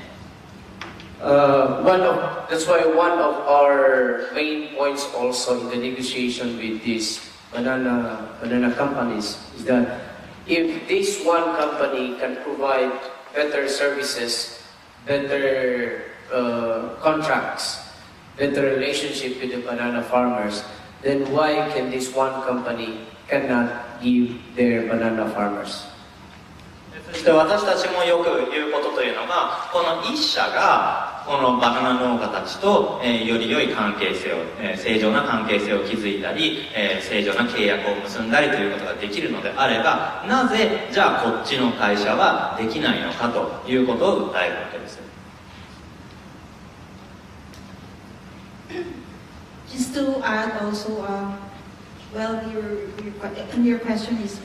which are good, which are bad companies. In terms of practice, I think Unifruti has some good environmental practices that they're trying to show us because we were able to visit their banana farms. The other company, the Dole, actually until now we also have a case against them, or them filing a case against the local government of Davao, because we have, we lost in the case of ban aerial spray, but we also have our local environmental policy that made sure that also, of course, environmental safeguards are integrated. So we have this case now, or we have this watershed code. This watershed code mandates that the company will pay environmental tax because they've been using the air, the water, and the soil in Davao City. So they have to pay environmental tax that supposedly will be used for environmental rehabilitation. So when the LGU started to collect the environmental tax, this Dole company filed a case against the LGU of Davao, saying that the ordinance, which is the basis of collecting the environmental tax, is again unconstitutional. They don't want to pay environmental tax. So what can you expect from them? They do not do a lot of environmental safeguards and they don't want to even pay environmental tax. 私もそのどの企業が、いいのか悪いのかというところに関して、一言お話しさせていただくと、ユニフルーティーについては、確かに、環境の面でもいろいろな取り組みをしているというふうに思っている企業の一つです。でそれに対して、例えばドールという会社があるわけですが、ここはひどいところで、実際に水源に関して私たちが取り組んでいる活動の一つで、水源保護のためにダバオ市の条例で環境税を徴収する、そういう条例を通過させています。空中散布に関しては負けたわけですけど、他にもいくつかの条例で頑張っていて、この環境税を導入したというのはそのうちの一つなんですが、それに対して条例は制定されたんですけど、環境税を徴収するにあたってドールがこの地方自治体に対して訴訟を起こして、この環境税というのは違憲であるということを言い始めたわけです。なのでドールはこの環境税も払いたくないというところから、こういった立ち位置の会社なのかというのはよく皆さんお分かりになるだろうと思います。And another one, the Sumifru, which I think all of you are actually familiar with. There's also, in the decision of the Supreme Court, it says that the provision, the mandate that plantation companies should establish buffer zone. Like for example, if you have the plantation and then you have here the houses or the communities, and then the plantation company should establish buffer zone. So that's an easement area, and ideally that easement area should be planted with trees taller than bananas. So when the company will conduct spraying, whether it's ground spray or aerial spray, at least the trees will serve its purpose. It will protect the communities from pesticide drift. That is supposed to be the purpose of buffer zone. Now, Unifruit has been doing their job to really set up the proper buffer zone. Though somehow starting to really establish buffer zone, but I think Unifruit is really the worst. We've been trying to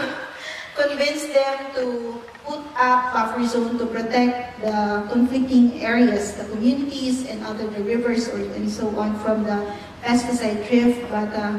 they're not really doing it. If they do, they just plant grasses, so it cannot really serve its purpose. そしてもう一点、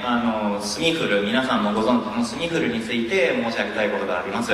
最高裁で、違憲と言われてしまったその、空中散布禁止条例の中で、そのバッファーゾーン、緩衝地帯について、述べていたところがあったわけです。でそれは、このバナナプランテーションと、その他の土地の間に、緩衝地帯を設けることで、それで、飛散するのが、止めれるようにということが意図されているわけです。なのでこのバッファーゾーン緩衝地帯にはバナナよりも高い木を植えるということが理想的で求められていたことだったわけです。で、そうすることによってこの木が、農薬を防ぐ盾になるということが期待されていたわけなんですが、この3社の中ではそのユニフルーティーは、今いくつかの、農園の中で、この緩衝地帯に木を植えて、防ぐということの努力をしていると思います。で、ドールも、少しばかりそれをやり始めているという段階にあるかと思うんですが、スミフルはですね、全くそんなことをしない、あるいはそういう地帯を設けたとしても、草しか植えないので、防ぐ機能というのがごく限られている、そういった取り組みしかしていません。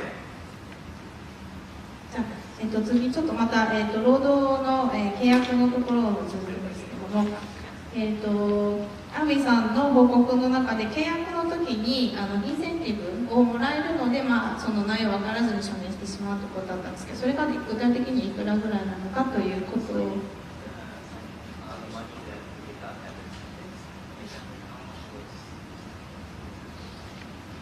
So, as I've said, the persuasion on the part of the company is through giving the banana farmers the signing bonus. The signing bonus is, at that time, when they signed the agreement, is 20 to 25,000 pesos only, and that covers the advance payment of the company to the banana farmers. Year 2000, they started their agreement in the year 2014, but that is already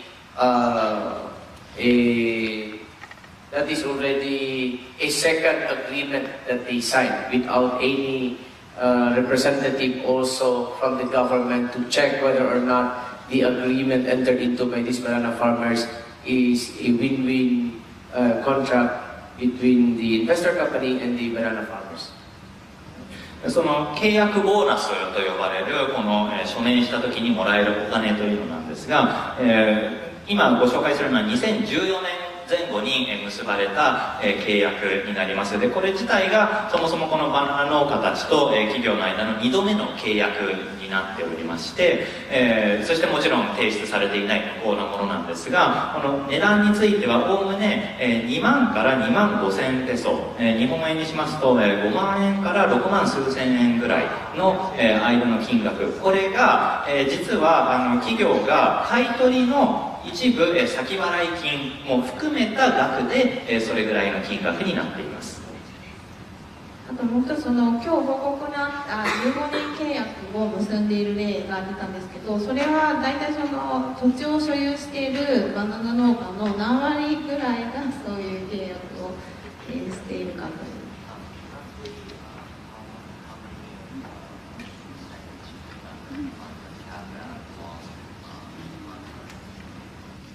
More or less, as I've said in my presentation, the piece of land planted with bananas covers almost 2,000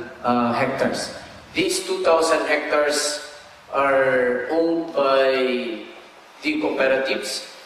Some of these pieces of land are owned individually by a banana farmer, but rough estimate, these banana farmers, 400 to 500 banana farmers with contracts with the investor company.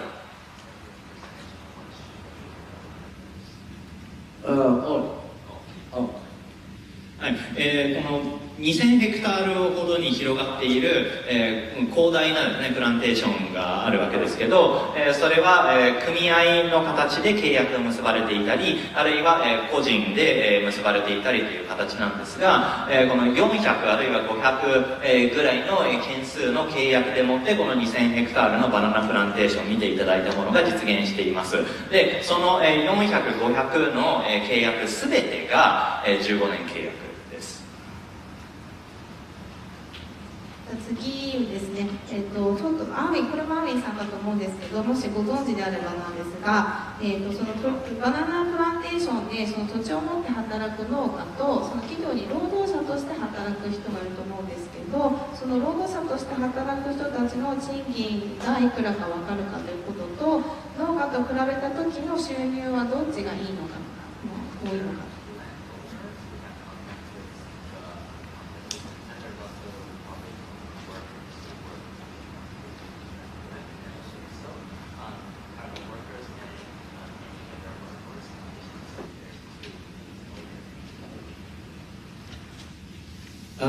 As regards the company workers working in the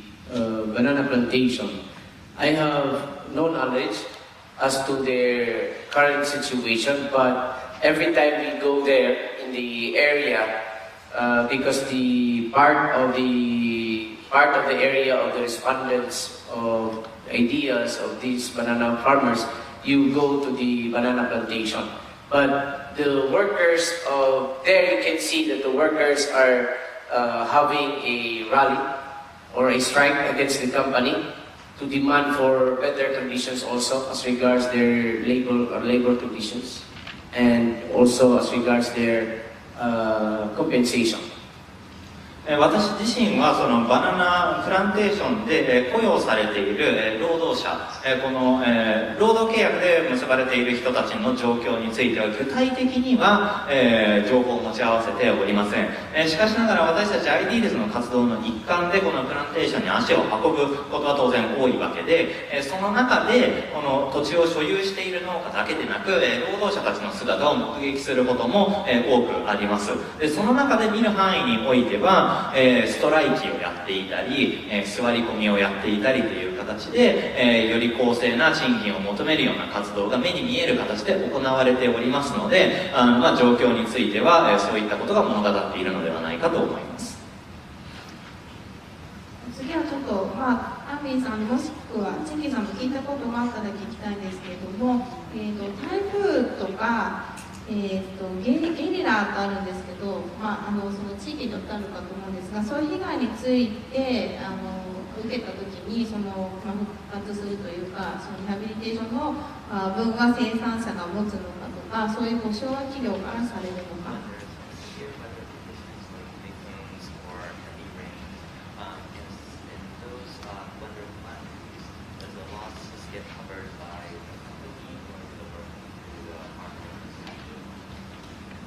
No, in cases of calamities affecting the banana plantation, the loss, the destruction is shouldered by the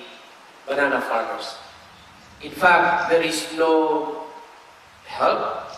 being given to the banana farmers, especially when Typhoon Bufa hit the area of Compostela Valley. That's why the banana farmers had to obtain a rehabilitation loan from the government. Okay? Because the banana farmers are asking financial help from the company, but they were not given. So the banana farmers had no other option but to obtain this rehabilitation loan granted by the government. Unlike in the case of one company, where this company, at the time when the area was hit,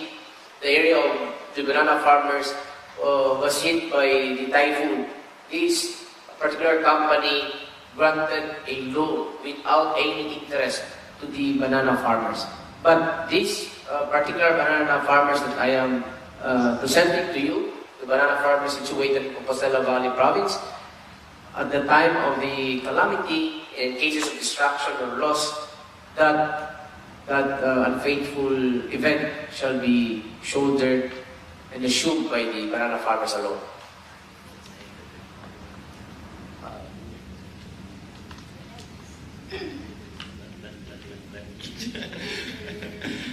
はい、非常に残念ながらそういったような、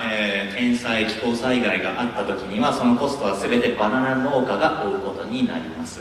で実際にコンポステラバレーにおいて、台風ボファというものが、甚大な被害を与えた時にこのバナナ農家たちは自分で、再建費用を政府から借りる必要があり、そのためにまた債務を負うことになったわけです。で、この時に、無利子のローンという形で一時的にバナナ農家たちを支援した企業が1社だけあります。たった1社。それ以外は一切金銭的な支援をバナナ農家たちにしなくて、バナナ農家たちは政府からお金を借りることになったわけですが、その1社は、最初こう言って話している時には言ってくれなかったので、さっきボソッと聞いたら、ユニフルーティーだというふうに、教えてくれました。でその生産者が分からなきゃいけないということなんですけど、いくつか現地では組合とかそういうものもあったりすると思うんですが、例えばその共済の仕組みとかそういうので、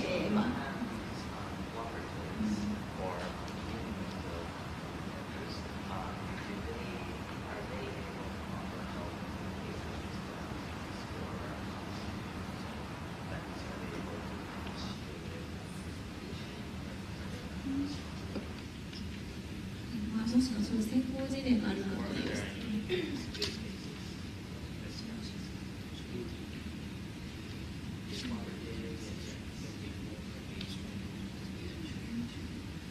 Considering the educational attainment of these banana farmers, even if they form into a cooperative, their grasp of the benefits of the law in order to protect their interest is not that great, to the point that sometimes they are being taken advantage by the company and even by most public officials in the government. The cooperative is organized before for purposes of acquiring these properties, but as to its internal organization, these cooperatives still have to, go a lot of training. Especially ideas actually is helping these banana farmers acquire legal knowledge. That's why we conduct legal training from time to time in order for them to have education as to their basic rights, so that sooner or later, if they will separate from the company once the agreement is already expired, they will know their basic rights and they will know what to remember as to the important provisions that should be embodied therein. And also, when it comes to handling financial matters, these cooperatives, most of the cooperatives, I'm not saying all, but most of the cooperatives are not really equipped with sufficient knowledge for their sustenance. 全てがそうだとは限らないのですが、多くの場合、この農家たちが協同組合のような形で組合を組織したとしても、その元々が非常に教育水準の低い方々が集まっているものなので、なかなか法的知識が追いつかなくて、なので ID レスとしてもそういったところでセミナーを行ったりトレーニングを行うことによって、次に契約を結ぶときにより良い条件で契約を結べるように自分たちの権利を把握するようにということを活動にしているのですが、しかしながらこの農地を獲得するというそのために協同組合として組織されているようなケースが多いわけですけど、そういったような事例が必ずしもその法的に何か災害が起きたとか、そういった時に権利を行使するためにという部分で機能できているかというと、まだそこまで達成できていないような組合が多いというのが実情ではないかと思っています。ありがとうございます。次はチンキーさんへの質問になりますけれども、プレゼンの中で出てきたペスティサイドって書いてある殺虫剤であるんですけど、プレゼンでは殺菌剤になっていましたが、その使われている農薬で WHO で許可されているものはあるのでしょうかという質問になります。In terms of the chemicals that are being used by the plantation to spray, I think Doc also noticed that most of the pesticides were actually identified to be, well, there's these POPs, the persistent organic pollutants, these are declared as chemicals declared to be banned. No? There are also other chemicals that should not be used, like for example the lighting, there's what do you call this, the other, what the company do usually is that they just change the brand and so on. No? If we don't have the specific monitoring reports to really say that even if those pesticides, yes, some of them actually declared by the World Health Organization as really toxic chemicals, and there are already international standards that are being released that these chemicals should be past the standard, and when they use it in actual practice, it should really follow the guidelines or standards. But in terms of transparency and traceability, we really don't know, because the company might be saying that yeah, they're following the guidelines or standards, but in reality, so because if they do, why are these pesticides or chemicals affecting the environment and the health of the people? So I'm sorry if I cannot answer it directly in terms of really monitoring it, but I think that's more of if our future actions will also be focused because and there's also a need to help the help of the toxicologists and other doctors to really help make the companies understand it, and maybe the governments also understand the effects of these pesticides and chemicals. この WHO の、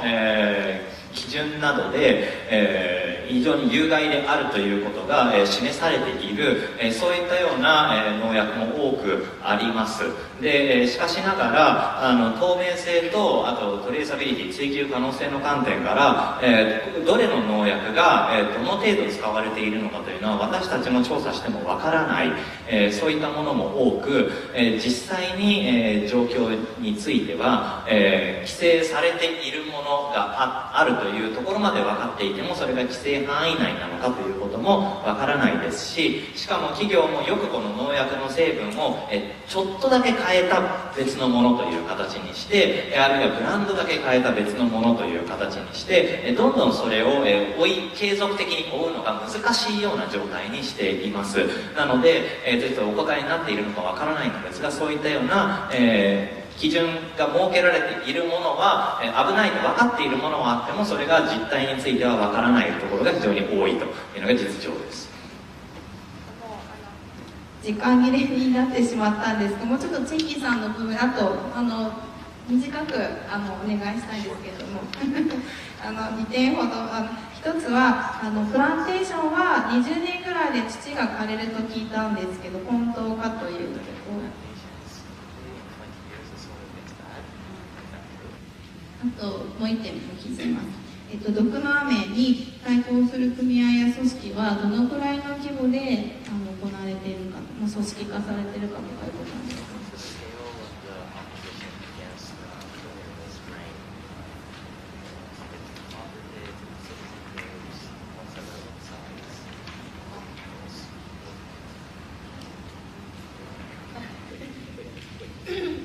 So the number one question is if the soil is affected by the continued application of pesticides. Yes, actually the Panama disease is actually caused by the soil having no other good organisms anymore, and because it's being killed by the toxic chemicals that are being applied in the plantations. So when the disease, when the fungus increase in numbers, so there's no other good organisms that will fight it. So there is the increase of disease. And in terms of the scale of the anti-aerial spray, for now, actually in Davao, some of our partner communities who are used to be very active in the campaign are now not really active now because, as what I've said, some of their communities are not aerially sprayed now because the plantations are also afraid that they might protest again. What we're trying to revive now or organize now are the anti-aerial spray movement outside Davao City. So that's in Mindanao, South Central, and other areas in Mindanao. Some of them really are afraid to fight against the companies because their children, their parents are also, or relatives are also working in the plantation company. So we're trying to make them understand that it's not that we want you to stop working with them. We just want you to be safe while working with them, and at the same time making sure that your families and the environment that you are living are also safe. はい、なるべく短くお答えしますが、まず最初の点について確かに、そういった話があります。つまりプランテーションの中で、土壌がどんどん弱っていくということですが、パナマ病というのはそもそもその理由で、広がっている病なんですね。というのも、農薬をまき続けることによって土壌の有機生物が、どんどん死んでいく。その中で、バナナが、唯一、食いつきやすいそういう有機物として残るために、パナマ病が広がるということになるわけです。なので土壌が死んでいくこととそういった病気ともひどく関係が、あります。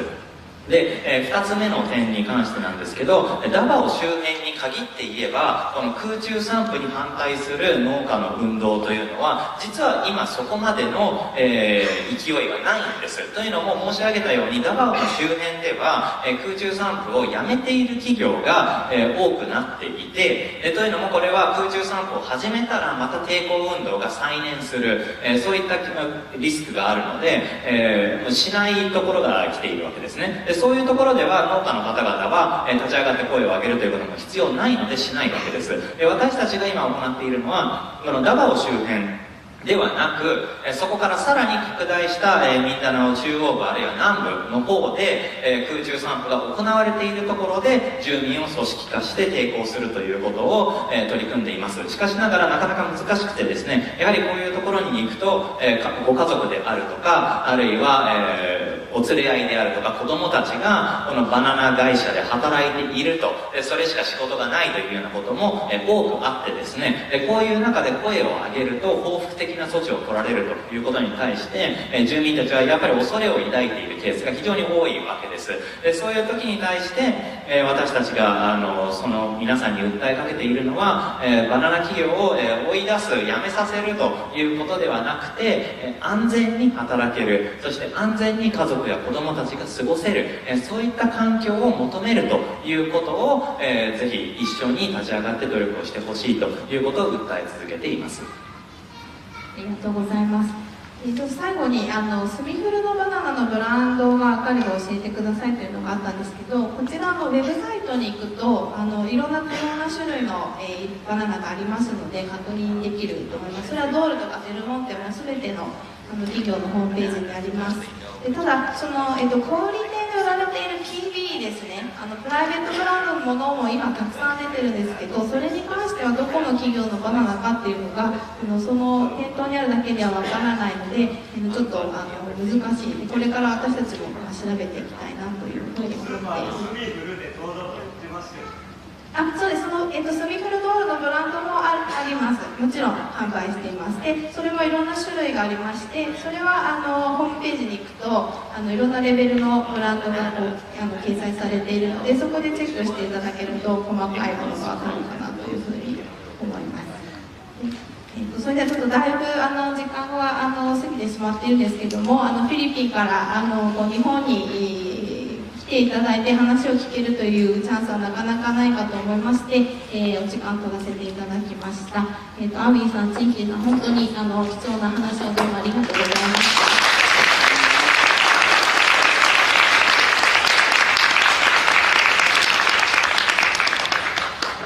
では、最後にですね、今回エシカルキャンペーンをこれから私たち始めたいと思っていまして、その最初の、ランチとして今日イベントを開催しているんですけども、その呼びかけとですね、あとフェアファイナンスナイトジャパンのことを最初の主催挨拶の時に、田中さんからされていましたけども、そのバナナの調査とケースに関してもちょっと皆様にお伝えしたいと思いますので、アプラの野川から呼びかけさせていただきます。はい、皆さん1時からもう3時間半もずっとお話を聞いていて本当にお疲れだと思うんですけれども、今日私たちが、チンキーさんそれからアービンさんから聞いたお話っていうのは、こんな大変なことがあるんだで終わらせちゃいけないことですよね。そう思いますよね。皆さんどうですかね。これで知って自分が勉強したから終わりっていうことでは決してないはずなんですね。私たち日本でバナナを食べる消費者として聞いた話を自分の中で留めて大変なんだで終わらせてしまっては、フィリピンで今も苦しんでいる人たちの状況は何も変わらないということで、私たちはこのエシカルバナナキャンペーンというのをこの夏立ち上げました。実際に農薬の問題、農薬による健康被害や環境破壊、それから、労働者、そして土地を持っている方たちの契約の問題、現場からたくさんの問題、その悲痛な叫び声っていうのが今日私たちのところに届けられたわけです。でも実際にはですね、例えば皆さんが、今日何度も名前が挙がったスミフル、それからドール、ちょっとマシということで何度も名前が挙がったユニフルティ、企業はですね、すごくいいことをウェブサイトで発信しています。ぜひチェックしてみてほしいんですけれども、例えばスミフルは Go Green といういかにも自分たたちは環境にいいことをやってますよっていうのをすごく積極的にアピールしてるんですね。ぜひ皆さんの目で確認していただきたいんですが、でも実際にはどうやらそうじゃなさそうだぞということが今日のチンキーさんの発表で皆さんお分かりになったと思います。で、そのギャップはそのまま放置しておいていいんでしょうか。それが私たちの一つの問いかけなんですね。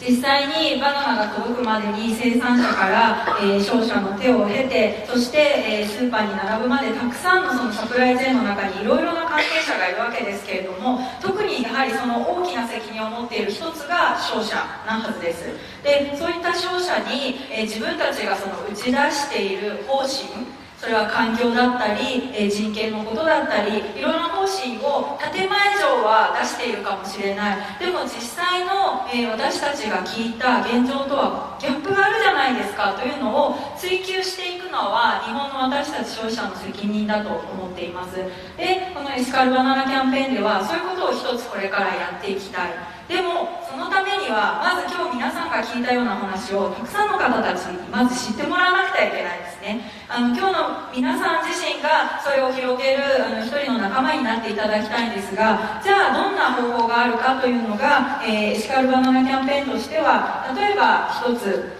ウェブサイト、皆さん結構の方がウェブサイトから今日申し込んでくださいましたが、覚えやすいです。ibanana.info という、ウェブサイトでこれからどんどん情報を発信していきます。今日皆さんに実際に見てもらったアービンさんの団体アイギリスが作った動画もあそこで見れます。それからチンキーさんの、団体の毒の雨も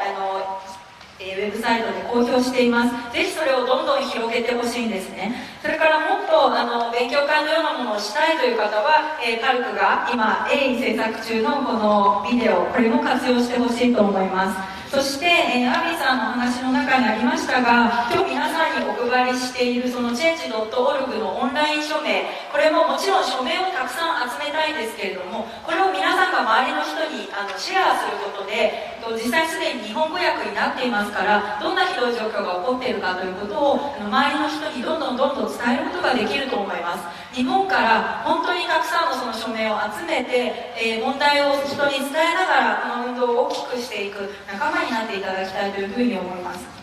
で、もう一つですね、バナナが私たちの手元に届くまでに商社以外にやはり大きなところで関わっているのは、おそらく大半の方が、買い物をする大手スーパーやコンビニエンスストアだと思うんですね。で、そういったところ、日本でいうと例えば今はイオン、それからセブン&アイ、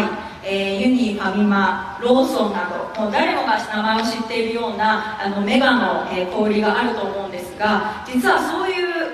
大企業もですね、今自分たちの商品をどうやって調達するかっていう方針をしっかり、定めつつあります。